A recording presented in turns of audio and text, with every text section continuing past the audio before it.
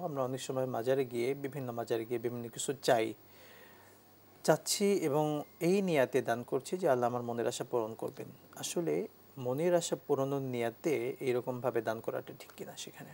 মাজারে যারা টাকা দেয়, পয়সা দেয় এবং যারা মনোবাসনা আশা আকাঙ্ক্ষা পূরণের জন্য ওখানে মানে চায়, এরা অসুস্থ মানুষ, এরা মানসিক রোগী। সুস্থ মানুষ এটা বলতে পারে না, সুস্থ মানুষ চাওয়ার সুযোগ নাই। একজন জীবিত মানুষই তো একটা কিছু চাইলে দেওয়ার ক্ষেত্রে হিমশিম করে অনেক কিছু। তো মৃত্যু ব্যক্তি, সে তো মৃত্যু, সে আবার মানুষকে দেবে কেমনে? এমন কি করে মানুষ তো দূরের কথা, পৃথিবীর কোনো নবী, রসুল, সাহাবে আজমাইন যারা দুনিয়া থেকে চলে গেছেন, ওনারাও এই জীবিত মানুষের জন্য কিছু দিবেন বা ওনারা পরীক্ষা পাশ করাই দেবেন, ভালো মন্দ দিবেন, ছেলে মেয়ে দিবেন বা অগ্রগতি উন্নতির ঘটনা ঘটাই দেবেন।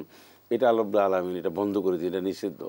একজন অসুস্থ মানুষই শুধুমাত্র মেন্টাল, যে সেই একমাত্র মাজারে টাকা দিতে পারে, পয়সা দিতে পারে, মানত করতে পারে, আবার সেখানে গিয়ে আগরবাতি মোমবাতি দিতে পারে। মাজার কেন্দ্রিক যারা এই ব্যবসা বাণিজ্য করে সবগুলি সব রাবিশ, সব রাবিশ।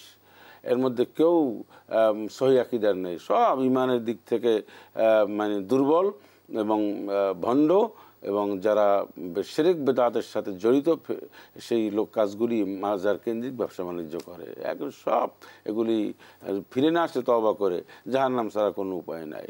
এগুলো সব পাবনায় পাঠাই দেওয়া উচিত। সব মাজার বন্ধ করে দিয়ে এই লোকজন ধরে ধরে গভর্নমেন্টের উচিত পাবনায় পাঠাই দেবে, পাবনায় পাঠাই দিয়ে চিকিৎসা করাইয়া এরপর পাঠাইবে, এবার চিল্লাই পরে মসজিদে পাঠাবে, কোরআন হাদিস পড়াবে, ওইখানে বসে মানে পাগলা করো দে, ওইখানে বসে কোরআন শূন্য পড়ার পর ইমানটা যখন পাকাপোক্ত হবে, বুঝছেন, তখন এদেরকে আসবে, আর মাজারে যাবে না। এই জন্য ধরে ধরে মাজার সমস্ত লোকগুলি পাবনায় পাঠাই দেওয়া উচিত।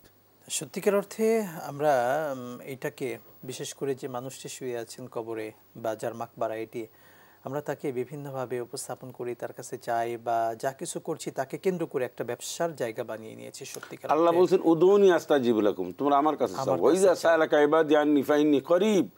এই যে আয়াতগুলি, এবং সবসময় আল্লাহর রসুল যিনি হ্যাঁ বললে জায়েজ হতো, না বললে হারাম হতো, তাকে আল্লাহ এত পাওয়ার দিয়েছেন, তিনিই কিন্তু আল্লাহর কাছে ধর্ণা ধরছেন, অলওয়েজ আল্লাহর কাছে কান্নাকাটি করেন। সমস্ত নবী রসুল আল্লাহর কাছে কান্নাকাটি করেছেন। আর তার এই পাপিষ্ঠ উম্মত হইয়া পীরের কাছে, বুজুর্গের কাছে, জিন্দা পীর, বাবা পীর, দাদা পীর, তারপরে এই সমস্ত মানুষের কাছে যাইয়া জীবিত মৃত্যু মানুষের কাছে গিয়ে চায়, এটা সম্পূর্ণ হারাম।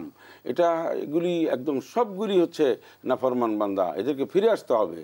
আমরা স্পষ্ট করে বলি, কোনো মাজারওয়ালা কোনো কিছু দেওয়ার কোনো সুযোগ নেই। আর নিজের অবস্থা কি তাই দেখুন, মাজারগুলো খুলে দেখো তার হাড্ডিগুড্ডি আছে কিনা, সেটাও সন্দেহ আছে। একজন মৃত্যু মানুষ, সে তো আল্লাহর জিম্মায় চলে গেছেন। আমি বরং আল্লাহর কাছ থেকে এখন আমার কাছে চাইয়ে নেওয়ার মতন সুযোগ আমার আল্লাহ দিয়েছেন। আমি চাইলে পাবো, আমি চাইলে আল্লাহ দিলে আমি পাবো। বাট একজন মৃত্যু ব্যক্তি, সে ওইখানে বসে কিচ্ছু দেওয়ার সুযোগ নাই।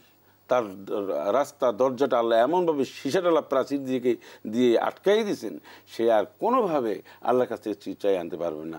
রাসূলুল্লাহ সাল্লাল্লাহু আলাইহি ওয়াসাল্লাম, তিনি তা আল্লাহর এত বড়, আল্লাহর সবচেয়ে খাস বান্দা, নিকটতম বান্দা, তিনিই তো আমাদের শিক্ষা দিয়েছেন আল্লাহর কাছে চাইতে। তাহলে আমরা কার হুকুমে, কার নির্দেশনা, কোন ফতোয়া বা কোন কিসের ভিত্তিতে, কোন রেফারেন্সে আমরা মাজারে এই আগরবাতি, মোমবাতি, গরু, ছাগল, টাকা পয়সা, সেজদা টেজদা এগুলো দিই?